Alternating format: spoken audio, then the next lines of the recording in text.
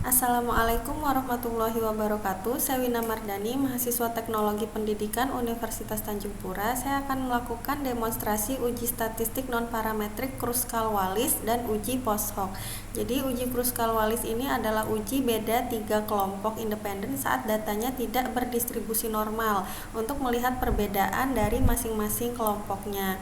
Di sini saya tidak akan melakukan uji normalitas lagi ya Bapak Ibu, karena sudah saya lakukan pada uji-uji sebelumnya. Data ini hasil uji normalitasnya sebenarnya adalah normal, namun di sini saya akan mengasumsikan bahwa data ini tidak berdistribusi normal untuk selanjutnya saya lakukan uji non-parametrik Kruskal-Wallis ini.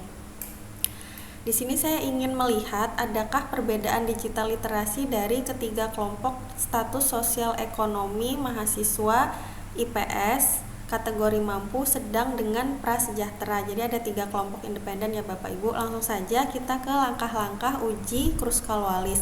Yang pertama kita klik analyze, kemudian kita klik non-parametric test, kemudian legacy dialog, dan kita pilih key independent sample. Di sini di variabel listnya kita masukkan total, dan di grouping variabelnya kita masukkan status sosial ekonomi mahasiswa yang sudah dikategorikan. Kemudian kita klik define range. Nah, karena datanya ini ada 3 ya Bapak Ibu, 3 kelompok, jadi ini minimumnya saya isi 1 dan maksimumnya saya isi 3. Kemudian kita klik continue. Nah, untuk test type-nya ini kita checklist Kruskal-Wallis. Di sini sudah otomatis Bapak Ibu. Lanjut kita klik OK. Nah, ini sudah keluar hasilnya. Di sini ada tabel rank.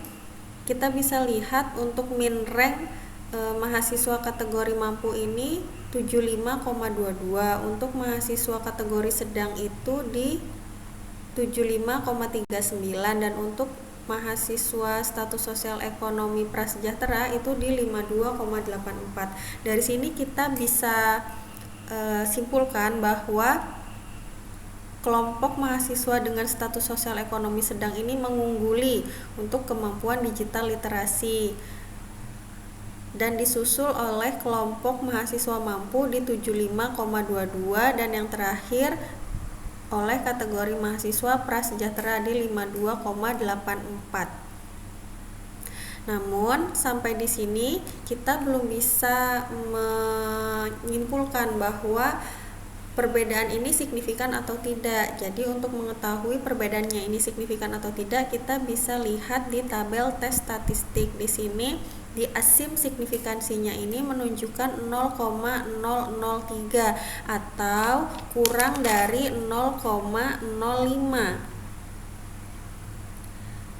0,05 ini adalah taraf signifikansi. Jadi sampai di sini kita bisa tarik kesimpulan ada perbedaan signifikan antara digital literasi mahasiswa ditinjau dari status sosial ekonomi.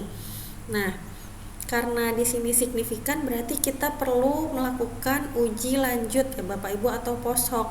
Jika datanya ini tidak signifikan, sebenarnya kita cukup sampai di sini. Namun karena ini signifikan perbedaannya, kita perlu melakukan uji lanjut untuk mengetahui perbedaan secara nyatanya itu seperti apa. Nah, langkah-langkahnya itu untuk uji post-hoc, yang pertama kita klik analyze.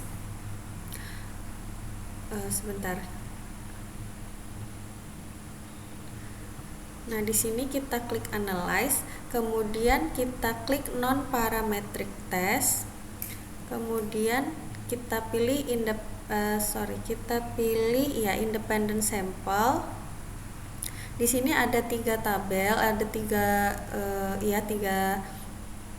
kolom. Nah, ini ada objektif, ada field, ada setting. Nah, di objektifnya ini kita checklist customize analysis, kemudian di tabel fieldnya ini, di test fieldnya kita isi total, kemudian di grupnya kita masukkan status sosial ekonomi mahasiswa yang sudah dikategorisasi. Kemudian di bagian setting kita checklist customize test, kemudian ini kita checklist Kruskal-Wallis. Di multiple comparisonnya pastikan ini pilihannya all pairwise ya Bapak Ibu. Ini sudah. Kemudian kita lanjut saja klik run.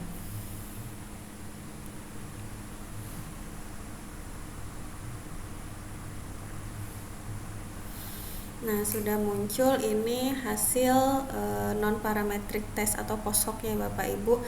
Nah, di tabel hipotesis test summary-nya ini kita lihat di sini nilai signifikansinya 0,003 sama dengan yang tertampil pada uji Kruskal-Wallis sebelumnya ya Bapak Ibu. Artinya ada perbedaan yang signifikan karena nilai signifikansinya kurang dari 0,05. Nah, lanjut kita ke tabel yang di bawah, yaitu pairwise comparison of status sosial ekonomi mahasiswa. Di sini kita lihat di bagian paling kanan adjustify signifikansi atau nilai signifikansi yang sudah disesuaikan ya Bapak Ibu. Ini cara membacanya seperti apa? Cara membacanya seperti ini. Kelompok mahasiswa prasejahtera dengan mahasiswa mampu nilai adjustify signifikansinya 0,067 atau lebih dari 0,05. Artinya tidak ada perbedaan yang signifikan pada digital literasi mahasiswa. Kemudian untuk kelompok prasejahtera dengan sedang, ini nilai adjustify signifikansinya 0,005 atau kurang dari 0,05. Artinya ada perbedaan yang signifikan atau ada perbedaan pada kemampuan digital literasinya. Kemudian untuk mahasiswa kategori mampu dengan sedang, ini nilai adjustify signifikansinya 1,000 sama dengan kelompok yang pertama, ini lebih dari 0,05. Artinya tidak ada perbedaan yang signifikan pada kemampuan digital literasi mahasiswa. Nah, dari sini saya buatkan interpretasi hasil dari uji Kruskal-Wallisnya. Berdasarkan hasil uji Kruskal-Wallis menunjukkan terdapat perbedaan yang signifikan antara kelompok status sosial ekonomi terhadap digital literasi mahasiswa dengan nilai signifikansi 0,003.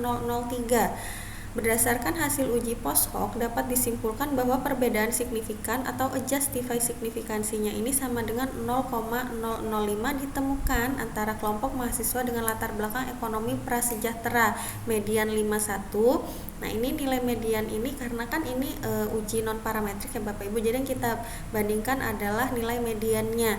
Nilai median ini didapat dari uji normalitas yang sudah dilakukan pada uji-uji sebelumnya. Nah, ini untuk prasejahtera mediannya 51 dan sedang median 54.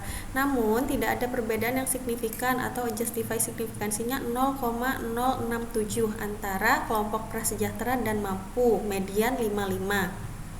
Tidak ada perbedaan yang signifikan dengan nilai justify signifikansi 1,000 pula antara mahasiswa dengan latar belakang ekonomi mampu dan mahasiswa ekonomi sedang.